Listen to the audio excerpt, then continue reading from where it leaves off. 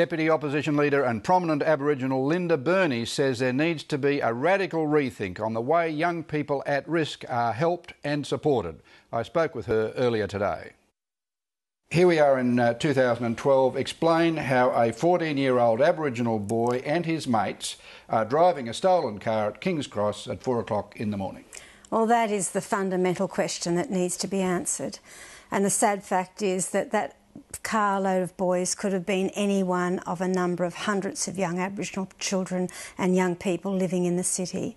When these children, these young people look into their future, what they see is a future that they can't even imagine. It's a future of jail and it's a future of violence. And really the sad thing here is that we're seeing another generation of young Aboriginal people being lost to violence, to poverty and to the criminal justice system. You've called for radical change. What sort of change?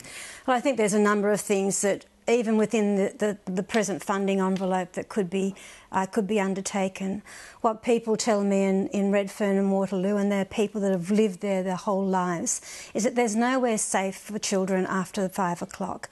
There needs to be a safe house that isn't bound up in red tape and bureaucracy and strategic plans. A low-profile drop-in safe house. A place where children, if they've got nowhere safe to stay, can go and get a bed and a hot meal. I think there also needs to be a really hard look at the way in which education is provided in that part of Sydney. Just before we get to that, these kids aren't Redfern Waterloo kids necessarily. They're coming in from other areas of Greater Sydney and the rest of New South Wales. Waterloo is a gathering place, if you like, for many young Aboriginal people. People come in from Bankstown, from Campbelltown, and from Mount Druitt. But the other aspect there is it's a really transient population. So there's no connection with school or anything solid. They're kids that are coming in from country areas, often leaving their extended family and therefore some stability and their networks. And they're sleeping on any couch that they can find. Well, they're in a real sense they're homeless, and they have been failed not only by their families. I know that's a harsh thing to say, but they've been failed by society as well.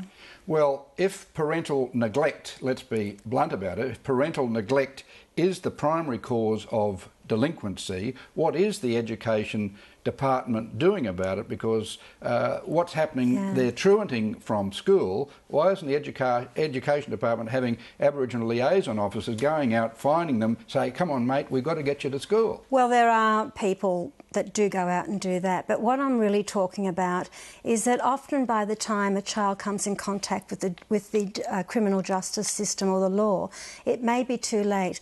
We're really talking about really hard work. It's hard work. Early intervention, when babies are born, if their mum's 16 or 17, the support that she needs to keep her baby so it's not lost, that baby's not lost to the statutory childcare system. And things like not having schools closed at 3 o'clock, having specially trained teachers, having a curriculum and a flexibility about the way in which education's provided is possible, but it takes creativity and it'll take a lot of bravery. Ms Burney, you sat in a state cabinet for a best part of the 16 years of Labor in government. Why hasn't what you are now proposing happened already? Well, a lot of it has happened, but what I'm saying, particularly the homeschool liaison officers, particularly things like kinship care in the statutory child protection system, but there is a group of young people, Aboriginal people, that are so outside society, that are so disconnected, that are so disaffected, that there has to be radical reform in the way in which these children need to be reached.